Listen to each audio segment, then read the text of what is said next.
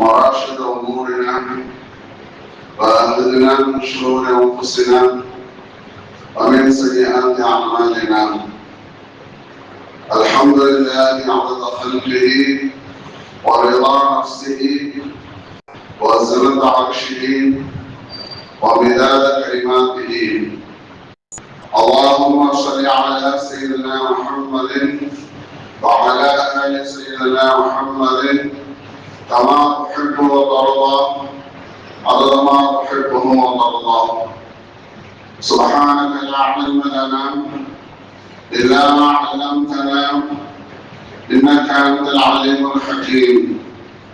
نحمده ونصلي على رسوله الكريم. أما بعد، فقد قال الله تعالى في القرآن العظيم والفرقان المجيد ومحكم التنزيل: أعوذ بالله من الشيطان الرجيم، بفضل بسم الله الرحمن الرحيم. ويؤثرون على أنفسهم ولو كان بهم خصاصة. قال النبي صلى الله عليه وسلم: إن أباه كان أحب إلى رسول الله صلى الله عليه وسلم من أبيك وهو كان أحب إلى رسول الله صلى الله عليه وسلم منك. صدق النبي صلى الله عليه وسلم.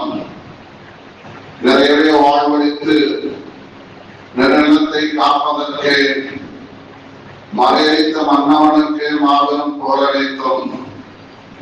யாரை படிக்கவில்லை என்று சொன்னால் இவ்வுலகத்தையும் இவ்வுலகத்தில் உள்ளவர்களையும் படைத்திருக்க மாட்டேன் என்று சொன்னானோ அத்தகைய பெருமானார் ரசூலே கரீம் ஸல்லல்லாஹு அலைஹி வஸல்லம் அவர்களின் மீதும் அவர்களை பின்பற்றிய உத்தம சத்திய சஹாபாக்கள், தாபிஈன்கள், தபஅ தாபிஈன்கள், ஷுஹதாக்கள், நாதாக்கள், நல்லவர்கள், நம்மவர்கள், உலகத்தில் உண்டான முஸ்லிமான முஃமினான ஆண் பெண் அனைவர்கள் மீதும், குறிப்பாக இங்கே அமர்ந்திருக்கும் அனைவர்கள் மீதும், வரக்கூடியவர்கள் மீதும், நம்முடைய மஹல்லாவாசிகள் மீதும், நம்முடைய குடும்பத்தார்கள் மீதும் இறைவனின் சாந்தியும் சமாதானமும் என்றென்றும் நிலவட்டுமாக, அருளட்டுமாக, பொழியட்டுமாக. ஆமீன். அன்பார்ந்த அல்லாஹ்வினுடைய நல்லடியார்களே, மதிய வேளையிலே ஜும்மாவுடைய நாளையிலே அல்லாஹ்வுடைய பள்ளியிலே இன்று நாம் ஒன்று கூடியதை போன்று நாமும் நம்முடைய குடும்பத்தார்களும் அகில உலக இஸ்லாமியர்களும் உயர்ந்த சொர்க்கமான ஜன்னத்துல் ஃபிர்தௌஸில் ரசூல்மார்களோடு, நபிமார்களோடு, சஹாபாக்களோடு, இறைநேசர்களோடு இருக்கும் பாக்கியத்தை அல்லாஹ் தஆலா நஸீபாக்குவானாக. ஆமீன். ஹிஜ்ரி வருடம் 13/12/2024 வருடத்தில் ஹிஜ்ரி 1446 வருடத்தில் 6வது மாதமான ஜமாதுல் ஆகிர் மாதத்தின் 2வது ஜும்மாவான பிறை 10 நாம் வந்திருக்கின்றோம். அல்ஹம்துலில்லாஹ். தனக்கு மிஞ்சியதை கொடுப்பது தர்மம், தன்னையே கொடுப்பது தயானம், தன்னையே கொடுப்பது தியாகம், தனக்கு உள்ளதை கொடுப்பது தயாரம். இந்த தயாரமான தன்மை நம் எல்லோரிடமும் வர வேண்டும் என்பதைத்தான் நபிகள் நாயகம் ஸல்லல்லாஹு அலைஹி வஸல்லம் அவர்கள் ஆசைப்பட்டார்கள். அதன்படி வாழச் சொன்னார்கள். ஒரு சந்தர்ப்பத்தில் ஒரு ஹதீஸில் இப்படி குறிப்பிடுவார்கள்: உனக்கு என்ன விரும்புகிறதோ, உன் மனம் எதை விரும்புகிறதோ நல்ல விஷயங்களில் அதை உன்னுடைய சகோதரனுக்கும் விரும்பு. நல்ல உணவு, நல்ல உடை, நல்ல இடம், நல்ல தரமான பொருட்களை எப்படி நீ விரும்புகிறாயோ அது போலவே உன்னுடைய சகோதரனுக்கும் விரும்பு.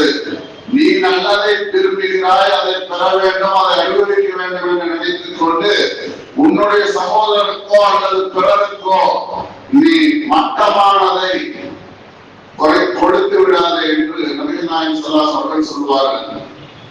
அந்த அடிப்படையில் தான் அல்லாஹ் தஆலா திருக்குர்ஆனில் சொல்லி காட்டுவான்: வயுஸிரூன அலா அன்ஃபுஸிஹிம் தமக்கே தேவை இருந்தும் கூட தம்மை விட பிறருக்கு அவர்கள் முன்னுரிமை வழங்குவார்கள் என்று அல்லாஹ் தஆலா திருக்குர்ஆனில் 59வது அத்தியாயத்தில் 9வது ஆயத்தில் சொல்லி காட்டுவார். அப்ப நமக்கேதான் அது இருக்கிறது, அது நமக்கு பத்தாது, அது பிறருக்கு கொடுத்தால் நமக்கு ஒன்றும் இருக்காது. அந்த சூழ்நிலையில் அது உனக்குரியதை பிறருக்கு கொடுக்க வேண்டும் என்று அல்லாஹ்வும் ரசூலும் நமக்கு வலியுறுத்தி சொல்லி காட்டுகின்றார்கள். ஒரு சந்தர்ப்பத்துல அபூபக்கர் சித்தீக் ரலியல்லாஹு அன்ஹு அவர்கள் உமர் ரலியல்லாஹு அன்ஹு அவர்களை பார்த்து, நபிகள் நாயகம் ஸல்லல்லாஹு அலைஹி வஸல்லம் அவர்கள் தன்னுடைய தேவையை விட மற்றவர்களுடைய தேவைக்கு அதிக முக்கியத்துவம் கொடுப்பார்கள். எப்படி என்று சொன்னால், ஏதாவது அன்பளிப்பான பொருள் வந்தாலோ அல்லது யுத்தத்திற்கு சென்று ஏதாவது கனிமத்து பொருள் கிடைத்தாலோ மக்களுக்கெல்லாம் கொடுத்த பிறகு இப்பொழுது நடைமுறை என்ன? ஒரு கவுன்சிலர்ல இருந்து பிரதமர் வரைக்கும் எல்லாரும் என்ன நினைப்பாங்க? நான் நல்லா இருக்கணும், என் குடும்பம் நல்லா இருக்கணும், எனக்கு இன்னும் வேணும், எவ்வளவு முடியுமோ அவ்வளவு சுருட்டிக்க வேண்டிய எண்ணத்துலதான் இருப்பாங்க. இப்படி இருக்கக்கூடாது. தன்னை நம்பி இருக்கக்கூடியவர்கள் நல்ல முறையில் இருக்க வேண்டும். நாம் தலைவராக இருக்கிறோம். சையதுல் கௌமி ஹாலிமுஹும், ஒரு கூட்டத்துடைய தலைவர் அந்த கூட்டத்திற்கு பணியாளர் என்று நபிகள் நாயகம் ஸல்லல்லாஹு அலைஹி வஸல்லம் சொன்னார்கள். அந்த அடிப்படையில் இப்போ இருக்கக்கூடிய உலகத்தாருக்கு மாற்றமாக நபிகள் நாயகம் ஸல்லல்லாஹு அலைஹி வஸல்லம் சொன்னார்கள், யாராருக்கெல்லாம் அன்பளிப்பான பொருள் வந்திருக்கிறதோ அது அத்தனையிலையும் மனிதர் மக்களுக்கு கொடுத்து விட்டு அதில் மீதம் ஏதாவது இருந்து நபிகள் நாயகம் ஸல்லல்லாஹு அலைஹி வஸல்லம் கொடுத்தால் அவர்கள் எடுத்துக் கொள்வார்கள், தம்முடைய குடும்பத்தாருடைய தேவையை பூர்த்தி செய்வார்கள். இதை நீங்கள் பார்த்திருக்கிறீர்கள் அல்லவா என்று அபூபக்கர் சித்தீக் ரலியல்லாஹு அன்ஹு அவர்கள் உமர் ரலியல்லாஹு அன்ஹு அவர்களை பார்த்து கேட்பார்கள். ஹயாத்து ஸஹாபா பாகம் 2ஆம் பாகம் 145ஆம் பக்கத்தில் இந்த சம்பவத்தை பற்றி விவரிக்கப்படுகிறது. அப்ப இந்த பண்பு எங்கிருந்து வந்தது? அல்லாஹ் தஆலா சொல்றானே, நமக்கே தேவை இருந்தாலும் பிறருடைய தேவைக்கு நீங்கள் முன்னுரிமை கொடுங்கள் என்று சொன்னானே, அந்த தன்மை நபிகள் நாயகம் ஸல்லல்லாஹு அலைஹி வஸல்லம் இருந்துதான் சஹாபாக்கள் கற்றுக் கொடுத்தார்கள். அதை நபி ஸல்லல்லாஹு அலைஹி வஸல்லம் அவர்கள் இறந்த பிறகு அபூபக்கர் சித்தீக் ரலியல்லாஹு அன்ஹு அவர்கள் உமர் ரலியல்லாஹு அன்ஹு அவர்களுக்கு சொல்வதாக உலக மக்களுக்கு சொல்லி காட்டுகின்றார்கள். அதே போல தந்தை விட பிறருக்கே முக்கியத்துவம் கொடுக்க வேண்டும். உமர் ரலியல்லாஹு அன்ஹு அவர்கள் ஆட்சி செய்து கொண்டிருக்கின்றார்கள். கலீஃபாவாக மஸ்ஜிதுல் நபவியிலே சுபஹுடைய தொழுகையை தொழுது வைத்துக் கொண்டிருக்கின்றார்கள். அந்த நேரத்தில் அபூ பைரோஸ் என்று சொல்லக்கூடிய ஒரு நெருப்பை வணங்கக்கூடிய மஜூசி ஒருவன் இருமுனை உள்ள கத்தியை, அந்த கத்தியிலே விஷத்தால் புகைக்கப்பட்டு ஒரு முனை கத்தி அல்ல இருமுனை கத்தியை வைத்து உமர் ரலியல்லாஹு அன்ஹுடைய வயிற்றிலும் நெஞ்சிலும் அந்த அபூ பைரோஸ் அவர்கள் குத்துகிறான். அந்த குத்திய பிறகு தப்பித்து செல்லலாம் என்று இருக்கக்கூடிய நேரத்தில் மற்ற சஹாபாக்கள் தொழுகையிலே அவர்கள் பிடிக்காமல் இருக்கும் பொழுது 13-14 சஹாபாக்களுக்கு தப்பித்து செல்வதற்காக அதே கத்தியை வைத்து குத்தினான். 6-7 சஹாபாக்கள் ஸ்பாட்லேயே இறந்து போனார்கள். அப்போ அந்த நேரத்துல உமர் ரலியல்லாஹு அன்ஹு அவர்கள் தன்னுடைய மகன் அப்துல்லாஹ் இப்னு உமர் ரலியல்லாஹு அன்ஹு அவர்களை அழைத்து, என்னுடைய 2 நண்பர்கள் இறந்து விட்ட இடம் ஒன்று இருக்கிறது, அது ஆயிஷா அம்மா அவருடைய வீடு. ஆகவே நான் இறந்து விட்டாலும் நபிகள் நாயகம் ஸல்லல்லாஹு அலைஹி வஸல்லம் அவர்களும் அபூபக்கர் சித்தீக் ரலியல்லாஹு அன்ஹு அவர்களும் அடக்கம் பெற்ற அந்த இடத்தில் என்னையும் அடக்கம் செய்ய வேண்டும். இதை நீங்கள் ஆயிஷா ரலியல்லாஹு அன்ஹா அவர்களிடம் கேட்டு வாருங்கள் என்று உமர் ரலியல்லாஹு அன்ஹு சொன்னாங்க. ஆனா ஆயிஷா அம்மா அவங்களுக்கு நபிமார்கள் எந்த இடத்தில் இறந்து போகிறார்களோ அந்த இடத்திலேயே அடக்கப்பட வேண்டும். அதனால்தான் ஆயிஷா அம்மாவுடைய வீட்டில் நபியவர்கள் இறந்தார்கள், அங்கேயே அடக்கம் செய்யப்பட்டிருக்கின்றது. ஆனால் நபிகள் நாயகம் ஸல்லல்லாஹு அலைஹி வஸல்லம் அவர்கள் இறந்து 2 வருடம் 6 மாதம் கழித்து அபூபக்கர் சித்திக் ரலியல்லாஹு அன்ஹு அவர்கள் இறக்கிறார்கள். அவர்களையும் ஆயிஷா அம்மாவுடைய வீட்டில் அடக்கம் செய்யப்படுகிறது. இப்ப ஆயிஷா அம்மாவுக்கு ஒரு ஆசை, என்னுடைய கணவனார் முஹம்மது நபி ஸல்லல்லாஹு அலைஹி வஸல்லம் அவர்களும் என்னுடைய தந்தை அபூபக்கர் சித்திக் ரலியல்லாஹு அன்ஹு அவர்களும் எங்கே அடக்கம் செய்யப்பட்டிருக்கின்றார்களோ அந்த இடத்தில்தான் நானும் அடக்கம் பெற வேண்டும் என்று ரொம்ப நாளாக ஆசையாக இருக்கிறார்கள் ஆயிஷா அம்மா அவர்கள். இந்த மாதிரியான ஒரு ஆசை, பேராசை, நியாயமான ஆசை. இப்ப இந்த நேரத்துல உமர் ரலியல்லாஹு அவர்கள் கேட்டு விடுகிறார்கள், என்னையும் என்னுடைய நண்பர்களோடு அடக்கம் செய்யப்பட வேண்டும், அதற்கு சொந்தக்காரர் உரிமையான ஆயிஷா அம்மா அவரிடம் அனுமதி கேளுங்கள் என்று கேட்ட பொழுது ஆயிஷா அம்மா சொன்னாங்க, குந்து உரீதுஹு நஃப்ஸி, நான் அங்கே அடக்கப்பட வேண்டும் என்று என்னுடைய நஃப்ஸ் பிரியப்பட்டது. வல ஊசிரன்ன பிஹில் யௌம அலா நஃப்ஸி, என்னை காட்டிலும் இப்பொழுது உமர் ரலியல்லாஹு அவர்களுக்கு அந்த இடத்தை நான் தாராளமாக கொடுக்கிறேன், தனக்கு தேவை இருந்தும் அந்த இடத்தை உமர் ரலியல்லாஹு அவர்களுக்காக விட்டுக் கொடுக்கிறேன் என்று ஆயிஷா அம்மா அவர்கள் சொன்னார்கள். புகாரி ஷரீஃப்ல 3700வது ஹதீஸாக வருகிறது. நபி ஸல்லல்லாஹு அலைஹி வஸல்லம் அவர்கள் இறந்து அடக்கம் செய்த பிறகு அபூபக்கர் சித்திக் ரலியல்லாஹு அவர்கள் 2 வருடம் கழித்து அவர்களும் அடக்கம் செய்யப்பட்ட பிறகு தான் எப்பொழுது இறக்கிறேனோ அப்பொழுது என்னை அடக்க வேண்டும் என்று ஆசைப்பட்டுக் கொண்டார்கள். அபூபக்கர் சித்திக் ரலியல்லாஹு அவர்களுக்கு பிறகு உமர் ரலியல்லாஹு அவர்கள் 10 வருடம் 6 மாதம் ஆட்சி செய்தார்கள். 12 வருட காலமாக அல்லது 13 வருட காலமாக ஆயிஷா அம்மா அவர்கள் ஆசைப்பட்டது என்ன, என்னுடைய கணவனார் என்னுடைய தந்தையாரோடு தான் நான் அடக்கம் செய்யப்பட வேண்டும் என்று எண்ணி இருந்த அந்த ஆசையை உமர் ரலியல்லாஹு அவர்களுக்கு தன்னுடைய தேவை இருந்தும் கூட அவர்களுக்கு விட்டுக் கொடுத்தார்கள். அப்ப இந்த தன்மை அல்லாஹ் ரசூல் விரும்பக்கூடிய தன்மை, அது நம்மிடம் வர வேண்டும். அதனால நபிசுல்லாஹு சொன்னாங்க, உங்களுக்கு எதை விரும்புதோ அது உங்களுடைய சகோதரனுக்கு விரும்புங்கள் என்று நபிசுல்லாஹு சொன்னாங்க. தனது மனைவியை விட இப்னு அப்பாஸ் ரலியல்லாஹு அன்ஹு அறிவிப்பு செய்கிறார்கள், ஒரு சந்தர்ப்பத்துல ஃபாத்திமா ரலியல்லாஹு அன்ஹா, அலி ரலியல்லாஹு அன்ஹு இருவருடைய வீட்டில் உணவில்லை.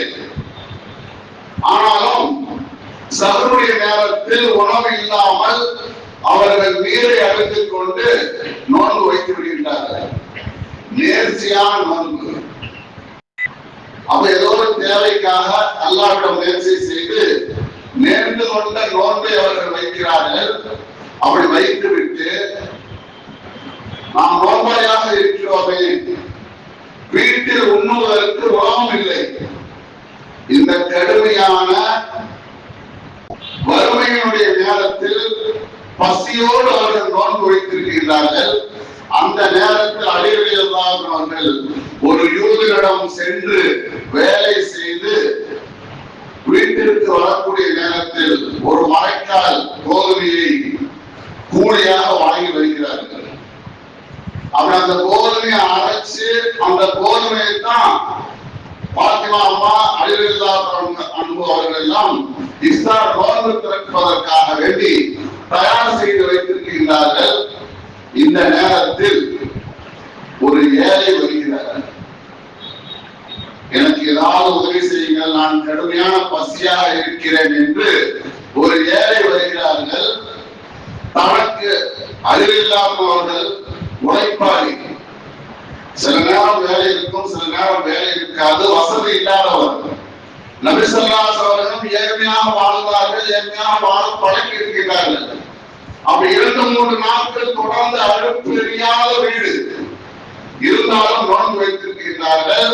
வேலைக்கு சென்று அதை கூலியாக வாங்கி அந்த உணவை இஃப்தாருடைய நேரத்தில் சாதாரணமாக சாப்பிடாமல் இருக்க இருக்கக்கூடிய பசி ஒரு கொடுமை என்று சொன்னால் 2-3 நாட்களாக தொடர்ந்து சாப்பிடாமல் நேர்ச்சியோட நோன்பை சலுகை செய்யாமல் அந்த கடும் பசியாக இருக்கக்கூடிய நேரத்தில் இப்போது உணவு கிடைத்ததே அதை சாப்பிடலாம் என்று தயார் செய்த உணவை கையில் எடுத்து வாயில் போடலாம் என்ற நேரத்தில் தன்னுடைய வீட்டின் வாயிலே ஒருவர் வந்து எனக்கு பசியாக இருக்கிறது உணவு கொடுங்கள் என்று கேட்ட பொழுது நமக்கு வைத்த அந்த உணவை அந்த ஏழைக்கு கொடுத்து விடுகிறார்கள். அடுத்த நாளும் இதே போன்று சகர் செய்யாமல் நோன்பு வைக்க யூதரிடம் வேலை செய்ய ஒரு மழைக்கால் கோதுமை உணவாக வாங்கி இஸ்லாமுடைய நேரம் தயார் செய்ய இப்பொழுது ஒரு அனாதை எனக்கு பசியாக இருக்கிறது என்று வருகிறார்கள். திரும்ப அந்த உணவை அந்த அனாதைக்கு கொடுத்து விடுகிறார்கள். இதற்கு முன்பதாகவே பசியோடு இருந்தார்கள் பல நாள். இப்பொழுது 2வது நாளும் சகரும் செய்யல, இவரும் சாப்பிடல. அடுத்த நாள் 3வது நாளும் நேர்ச்சி நோன்பை தொடர்கிறார்கள் உணவில்லாமல். அவ யூதரிடம் வேலைக்கு சென்று ஒரு மரக்கால் கோதுமையை கூடியாக வாங்கி வந்து தயார் செய்திருக்கக்கூடிய நேரத்தில், அதுவும் நோன்பு துறக்கக்கூடிய நேரத்தில் ஒரு கைதி வருகிறார். எனக்கு பசிக்கிறது உணவு தாருங்கள் என்று. உடனே அந்த உணவை அந்த கைதிக்கு கொடுத்து விடுகிறார்கள். முதல் நாள் ஏழை, 2ஆம் நாள் அனாதை, 3ஆம் நாள் கைதி. 3 நாளும் இவர்கள் கொல்லப்பட்டு அப்படி இருக்கக்கூடிய சூழ்நிலையில் அவர்கள் அந்த உணவை அந்த 3 நபர்களுக்கும் 3 நாள் கொடுத்ததின் காரணமாக அல்லாஹ் தஆலா இவர்களை பற்றி, இந்த குடும்பத்தாரை பற்றி அன்றிலிருந்து கியாமத் நாள் வரைக்கும் வரக்கூடியவர்கள் நமக்கு எவ்வளவுதான் தேவை இருந்தாலும் மனம் விரும்பினாலும் நம்மை விட பிறருக்கே அதை முக்கியத்துவம் கொடுக்க வேண்டும் என்பதை உலகத்தாருக்கு உணர்த்துவதற்காக வேண்டி யூஃபூன பின்னதிரி நேர்ச்சியான நோன்பை கொண்டு நிறைவேற்றுவார்கள். தீங்கு பரவலாக நடைபெற்றிருக்கக்கூடிய அந்த நேரத்தில் மறுமை நாளில் அவர்கள் பயப்படுவார்கள்.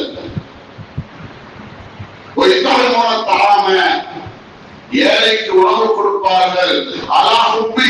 தன்னுடைய இறைவனுடைய பிரியத்தின் காரணமாக ஏழைக்கு உணவு கொடுப்பார்கள்.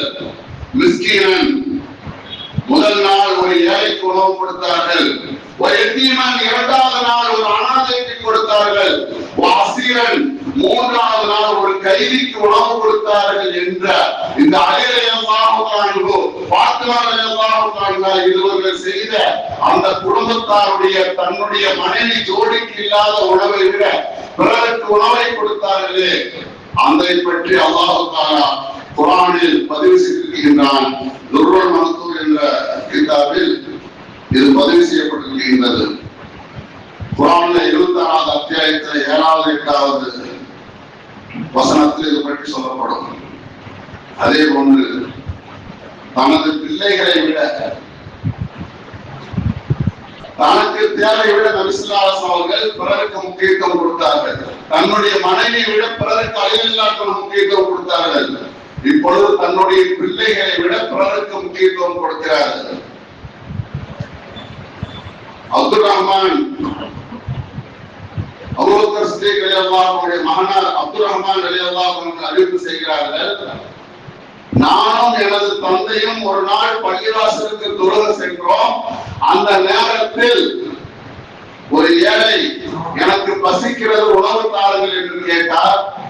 உடனே நான் வைத்திருந்த ஒரு ரொட்டியை அந்த ஏழைக்கு அவர்கள் கொடுத்து விட்டார்கள் என்று அப்துல் ரஹ்மான் ரலியல்லாஹு அவர்கள் அபூபக்கர் சித்திக் ரலியல்லாஹு அவர்களை பற்றி குறிப்பிடுகிறார்கள். இந்த ஹதீஸ் அபூ தாவூதுல 1422 ஹதீஸில் பதிவு செய்யப்படுகிறது. அதே போல ஃபாத்திமா ரலியல்லாஹு அன்ஹா அவர்களுக்கு அந்த காலத்துல கிணற்றுல தண்ணீர் எடுப்பார்கள். தோல் துருத்தியாக இருக்கும். கயிறில் இழுத்து 2 கைகளும் காப்பு காய்ச்சி விட்டது. அந்த கயிறு முரட்டு கயிறாக இருக்கும். அதை தன்னுடைய முதுகின் தோளில் சேர்த்து அவர்கள் இருப்பார்கள். அப்படி இழுத்து வலது தோல் இடது தோளும் மறுத்து விட்டது. காயம் வலி ஏற்பட்டு விட்டது. இந்த நேரத்தில் தனக்கு பணிப்பெண் வேண்டும் ரலியல்லாஹு அன்ஹு உனக்கு உதவியாக உன்னுடைய தந்தையிடம் சென்று கேள், அவர் தருவார் என்று சொல்ல பாத்திமா ரலியல்லாஹு அன்ஹா அவர்கள் நபி ஸல்லல்லாஹு அலைஹி வஸல்லம் நாடி வருகிறார்கள். நபி ஸல்லல்லாஹு அலைஹி வஸல்லம் அவர்களோடு மற்ற சஹாபாக்கள் இருப்பதை பார்த்து அந்த சஹாபாக்களை பார்க்க கூடாது என்று வெட்கித்து கூட்டமாக இருப்பவர்களோடு கேட்க வைக்கப்பட்டு பாத்திமா ரலியல்லாஹு அன்ஹா வீட்டிற்கு வந்து வருகிறார்கள். ஒரு ரிவாயத்தின்படி அலி ரலியல்லாஹு அவர்கள் நபி ஸல்லல்லாஹு அலைஹி வஸல்லம் கேட்டார்கள், உங்களது மகள் சிரமப்படுகிறார், ஒரு அடிமை கொடுங்க உதவியாக இருக்கும் என்று. ஆனால் இன்னொரு அறிவிப்பில் பாத்திமா ரலியல்லாஹு அன்ஹா வந்ததை நபியவர்கள் பார்த்தார்கள் அல்லது மற்றவர்கள் சொன்னார்கள். அதன் பேரில் நபி ஸல்லல்லாஹு அலைஹி வஸல்லம் அவர்கள் பாத்திமா ரலியல்லாஹு அன்ஹா வீட்டிற்கு சென்றார்கள். என்ன நோக்கத்திற்காக வேண்டி என்னை சந்திக்க வந்தீர்கள் என்று கேட்ட பொழுது, எனக்கு வேலை செய்து சிரமமாக இருக்கிறது, என்னுடைய வேலையின் பழுவை குறைப்பதற்காக வேண்டி உங்களிடம் இருக்கக்கூடிய அடிமைகளில் ஒருவரை வாங்கி வரலாம் என்று வந்தேன் என்று சொன்ன பொழுது நபி ஸல்லல்லாஹு அலைஹி வஸல்லம் அந்த நேரத்துலதான் நிறைய ஏழை சஹாபாக்கள் உண்ண உணவில்லாமல் இருக்கிறார்கள். அடிமைகளை விற்று அதற்கு மூலமாக வரக்கூடிய பணங்காசுகளில் நான் இந்த ஏழை சஹாபாக்களுக்கு உணவு கொடுப்பேன், ஆகவே உங்களுக்கு அடிமை தர இயலாது என்று சொல்லிவிட்டு அப்பொழுதுதான் தஸ்பீஹ் பாத்திமா என்று சொல்லக்கூடிய சுப்ஹானல்லாஹ் 33 தடவை, அல்ஹம்துலில்லாஹ் 33 தடவை, அல்லாஹ் அக்பர் 34 தடவை என்ற அந்த தஸ்பீஹ் பாத்திமாவை நபி அவர்கள் சொல்லி தந்தார்கள். அதே போல அபூ ஹுரைரா ஃபத்ஹுல் பாரியில பதிவு செய்யப்படுகின்றது, புகாரியுடைய கலிவரையில் அபூ ஹுரைரா ரலியல்லாஹு அன்ஹு அறிவிப்பு செய்கிறார்கள், ஒரு நாள் இரவில் ஒரு மனிதர் பசிக்கிறது என்று வருகிறார்கள். நபி ஸல்லல்லாஹு அலைஹி வஸல்லம் தன்னுடைய வீட்டில் உள்ள ஆயிஷா அம்மா வீட்டுக்கு அனுப்புகிறார்கள். உணவு ஒன்றும் இல்லை, தண்ணீர் தான் இருக்கிறது. மற்ற மனிதரோட வீட்டுக்கு ஆரம்பிக்கிறார்கள், தண்ணீர் மட்டும்தான் இருக்கிறது. இந்த நேரத்தில் நபி அவர்கள் கேட்கிறார்கள், என்னுடைய இந்த விருந்தாளிக்கு உணவளிப்பது யார் என்று கேட்கிறார்கள். யாருமே முன்வரவில்லை. திடீரென்று மதீனத்து அன்சாரிகளில் ஒருவரான அபூ தல்ஹா ரலியல்லாஹு அன்ஹு அவர்கள் முன் வருகிறார்கள். வந்து உம்மு சுலைம் ரலியல்லாஹு அன்ஹா என்ற அவருடைய மனைவியிடம் தன்னுடைய வீட்டிற்கு நபியுடைய விருந்தாளை அழைத்து சென்று நபியுடைய விருந்தாளிக்கு உணவு கொடு என்று சொல்கிறார்கள். அந்த நேரத்தில் அபூ தல்ஹா அவர்களுடைய மனைவி உம்மு சுலைம் ரலியல்லாஹு அன்ஹா சொன்னார்கள், குழந்தைகளுக்கு மட்டும்தான் உணவு இருக்கிறது, உங்களுக்கு எனக்குமே உணவில்லை, இந்த நேரத்தில் விருந்தாளை அழைத்து வந்திருக்கிறீர்களே எப்படி என்று அவர்கள் கேட்டுவிட்டு அந்த நேரத்துல அபூ தல்ஹா ரலியல்லாஹு அன்ஹு சொன்னாங்க, மேன்மக்கள் தான் சொன்னார்கள். தன்னுடைய மனைவிக்கு சொன்னார்கள், குழந்தைகளை தூங்க வைத்து விடு, வாக்குகளை சிராஜ விளக்கை ஏற்றி இறக்குவது போன்று அதை வேலை செய்து அணைத்து விடு, என்னிடம் அந்த உணவை கொண்டு வா, வந்த விருந்தாளிக்காக வேண்டி உன்னிடத்தில் குழந்தைகளுக்காக என்ன உணவு இருக்கிறதோ அதை என்னிடத்திலே கொண்டு வா, விருந்தாளிக்காக வேண்டி அந்த நேரத்தில் விளக்கை சரி செய்வதை போன்று அணைத்து விடு, நானும் அவரோடு உணவை உட்கொள்கிறேன், அவரும் சாப்பிட்டு விட்டு செல்லட்டும் என்று அந்த அபூ தல்ஹா ரலியல்லாஹு அன்ஹு அவர்களும் உம்மு சுலைம் ரலியல்லாஹு அன்ஹா இருவரும் சேர்ந்து தமக்கே இல்லாத உணவு தான் பெற்றெடுத்த குழந்தைகளுக்கு மட்டும் இருக்கக்கூடிய அந்த உணவை நபியுடைய விருந்தாளிக்கு கொடுத்ததின் காரணமாக அல்லாஹ்விற்கே பிடித்து போக நமக்கே தேவை இருந்தும் அதை பிறருக்கு அவர்கள் முன்னுரிமை கொடுத்தார்களே என்ற வசனத்தை இந்த தம்பதியின் மூலமாக அல்லாஹ் தஆலா 59வது அத்தியாயம் 9வது ஆயத்தாக இறக்கி வைத்தான். நபி ஸல்லல்லாஹு அலைஹி சபைக்கு வரும் பொழுது உம்மு சுலைம் அபூ தல்ஹா ரலியல்லாஹு அன்ஹு பார்த்து நபி ஸல்லல்லாஹு அலைஹி சொன்னாங்க. அதே போல அஸ்லம் ரலியல்லாஹு அன்ஹு சொல்கிறார்கள், உமர் ரலியல்லாஹு அன்ஹுவிட்ட 9 கட்டு இருக்கும். ஏன் சொன்னா நபி ஸல்லல்லாஹு அலைஹி வஸல்லம் உயிரோடு இருக்கும் பொழுது 2 மனைவிமார்கள் இறந்து விட்டார்கள். கதீஜா அம்மையாரும் இன்னொரு ஜைனப் பின்த் ஹுஸைமா என்று சொல்லக்கூடிய 2 மனைவிமார்கள் இறந்து விட்டார்கள். நபி ஸல்லல்லாஹு அலைஹி வஸல்லம் வாழும் பொழுது நபியுடைய மரணத்திற்கு பிறகு 9 மனைவிமார்கள் ஹயாத்தாக இருந்தார்கள். அப்ப அந்த 9 மனைவிமார்களுக்கும் நபி அவர்கள் ஹயாத்தாக இருக்கும் பொழுது வீட்டு செலவுக்கு கொடுப்பார்கள். அப்ப நபி அவர்கள் இறந்ததற்கு பிறகு பைத்துல் மாலிலிருந்துதான் கொடுக்கப்படும். அப்ப ஏதாவது பண வகைகள் அல்லது ஏதாவது பொருட்கள் வருகிறது என்று சொன்னால் உமர் ரலியல்லாஹு அன்ஹு ஜனாதிபதியாக இருக்கும் பொழுது அந்த 9 தட்டுகளில் ஏதாவது பொருளை வைத்து கொடுத்து விடுவார்கள். நபி ஸல்லல்லாஹு அலைஹி வஸல்லம் மனைவிகளில் ஒருவரான உமர் ரலியல்லாஹு அன்ஹு மகளான ஹஃப்ஸா ரலியல்லாஹு அன்ஹுவுக்கு கடைசியாக தான் கொடுப்பார்கள். என்று சொன்னால் நபி ஸல்லல்லாஹு அலைஹி வஸல்லம் அவருடைய மற்ற மனைவிமார்களுக்கு முன்னுரிமை கொடுத்து தன்னுடைய மகளுக்கு இரண்டாம் பட்சமாக கொடுப்பார்கள். ஏன்னு சொன்னா ஆரம்பத்துல ஒரு பொருளை பங்கு வச்சு கடைசியா பார்த்தா சில நேரம் இல்லாமலே போயிடும் அல்லது கொஞ்சமாக இருக்கும்.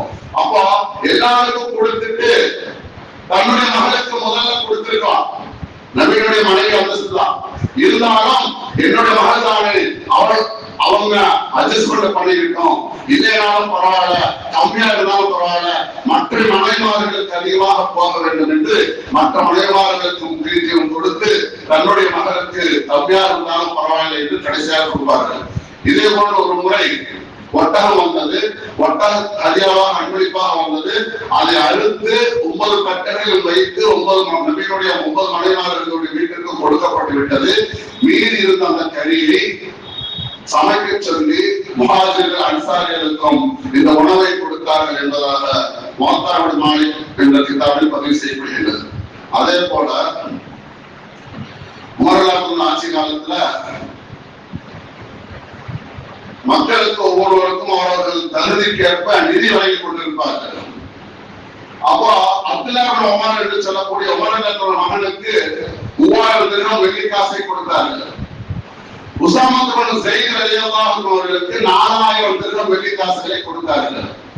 அப்போ உமர் ரலியல்லாஹு அன்ஹு அவர்கள் தன்னுடைய தந்தையை பார்த்து, ஜனாதிபதி பார்த்து, தன்னுடைய மகன் அப்துல்லாஹ் இப்னு உமர் ரலியல்லாஹு அன்ஹு கேட்டாங்க, எனக்கு 3000 வெள்ளி காசு தான் கொடுக்குறீங்க, உஸாமா இப்னு ஸைத் ரலியல்லாஹு அன்ஹுக்கு 4000 வெள்ளி காசு கொடுக்குறீங்க, நிர்ணயிக்கிறீங்க, என்ன காரணம் அப்படின்னு சொல்லி கேட்கும் பொழுது, இன்ன அபாஹு கான அஹப்ப இலா ரசூலுல்லாஹி ஸல்லல்லாஹு அலைஹி வஸல்லம் மின் அபீக, உன்னுடைய தந்தையை விட அவருடைய தந்தை நபிகள் நாயகம் ஸல்லல்லாஹு அலைஹி அவர்களுக்கு ரொம்ப பிரியமானவர். ஒவ்வொரு கான அஹப்ப இலா ரசூலுல்லாஹி ஸல்லல்லாஹு அலைஹி வஸல்லம் மின்க, உன்னை விட உஸாமா ரலியல்லாஹு அன்ஹு அவர்கள் நபிகள் நாயகம் ஸல்லல்லாஹு அலைஹி அவர்களுக்கு ரொம்ப பிரியமானவர் என்று உமர் ரலியல்லாஹு அன்ஹு சொன்னாங்க. இந்த ஹதீஸ் ஹயாத்து ஸஹாபா 2ஆம் பாகம் பக்கம் 274 பக்கத்தில் சொல்லப்படுகிறது. என்னன்னு சொன்னா உமர் ரலியல்லாஹு அன்ஹு மகன் அப்துல்லாஹ் இப்னு உமர், ஸைத் ரலியல்லாஹு அன்ஹுடைய மகன் உஸாமா இப்னு ஸைத். அப்ப அப்துல்லாஹ் இப்னு உமர் ரலியல்லாஹு அன்ஹுக்கு 300 வெள்ளி காசு கொடுக்கறாங்க. உஸாமா ரலியல்லாஹு அன்ஹுக்கு 4000 வெள்ளி காசு கொடுக்கறாங்க. இப்ப தன்னுடைய மகன் விளக்கம் கேட்கும் பொழுது, ஸைத் என்ற சஹாபி இருக்கிறாரே நபிகள் நாயகம் ஸல்லல்லாஹு அலைஹி வஸல்லம் வளர்ப்பு மகன். அப்ப அந்த ஸைத் ரலியல்லாஹு அன்ஹு அவர்களுடைய நபிக்கு ரொம்ப பிரியமானவர். உமர் ரலியல்லாஹு அன்ஹுவை விட அப்துல்லாஹ் இப்னு உமரே உன்னை விட ஸைத் ரலியல்லாஹு அன்ஹு உஸாமா பிறந்ததன் காரணமாக உஸாமா நபிகள் நாயகம் ஸல்லல்லாஹு அலைஹி வஸல்லம் ரொம்ப பிரியமானவர். அதன் காரணமாக ஸைத் ரலியல்லாஹு அன்ஹு நபிக்கு பிரியமானவர், அவருடைய மகன் உஸாமாவும் நபிக்கு பிரியமானவர், நானும் நீயும் நபிக்கு இரண்டாம் பட்சமாகத்தான் பிரியமானவர். அதனால் அவருக்கு 4000 வெள்ளி காசு கொடுக்கிறேன், உனக்கு 3000 வெள்ளி காசு கொடுக்கிறேன் என்ற காரணத்தை சொன்னார்கள். அதே மாதிரி சுஹைல் ரூமி அவர்கள் மக்காவிற்கு செல்லும் பொழுதும் தன்னுடைய உயிரை பாதுகாப்பதற்காக வேண்டி தன்னுடைய சொத்துக்களை அவர்களுக்கு கொடுத்து சென்றார்கள். அல்லாஹ் தஆலா லன்தனாலுல் பிர்ர ஹத்தா துன்ஃபிகு மிம்மா துஹிப்பூன், உங்களுக்கு விருப்பமானதை நீங்கள் பிறருக்கு செலவு செய்யாத வரை நன்மையை பெற்றுக்கொள்ள முடியாது என்ற வசனம் வந்த பொழுது அபூ தர்தா ரலியல்லாஹு அன்ஹு அவர்கள் பைரஹா என்ற தனக்கு பிடித்த தோட்டத்தை மஸ்ஜித் நபவி மதீனாவில் மஸ்ஜித் நபவிக்கு எதிரிலே இருந்த நபிகள் நாயகம் ஸல்லல்லாஹு அலைஹி வஸல்லம் அதிகமாக பிரியமாக இருந்த அந்த தோட்டத்திற்கு அதிகம் செல்வார்கள். அங்கு இருக்கக்கூடிய நீரை பேரிச்ச மரத்தை சாப்பிடுவார்கள். அப்படி பிரியமாக நபியவர்களுக்கும் இருந்த அந்த தோட்டத்தை அல்லாஹ் வசனத்தை இறக்கிய பொழுது அபூ தர்தா ரலியல்லாஹு அன்ஹு அவர்கள் தனக்கு பிரியமான அந்த தோட்டத்தை முஸ்லிம்களுக்காக வேண்டி வக்ஃப் செய்து கொடுத்தார்கள். ஆகவே நாமும் நம்மளுக்கு எது பிரியமாக இருக்கிறதோ, நம்முடைய பொருளோ, நம்முடைய மனைவியை விட, நம்முடைய குழந்தைகளை விட, நம்முடைய பொருளாதாரத்தை விட பிறருக்கு முன்னுரிமை கொடுத்து அல்லாஹ் சொன்ன முறையில் வாழ அல்லாஹ் தஆலா நம் அனைவருக்கும் தௌஃபீக் செய்வானாக. வாஹிரு அல்ஹம்துலில்லாஹி ரப்பில் ஆலமீன். அஸ்ஸலாமு அலைக்கும் வரஹ்மத்துல்லாஹி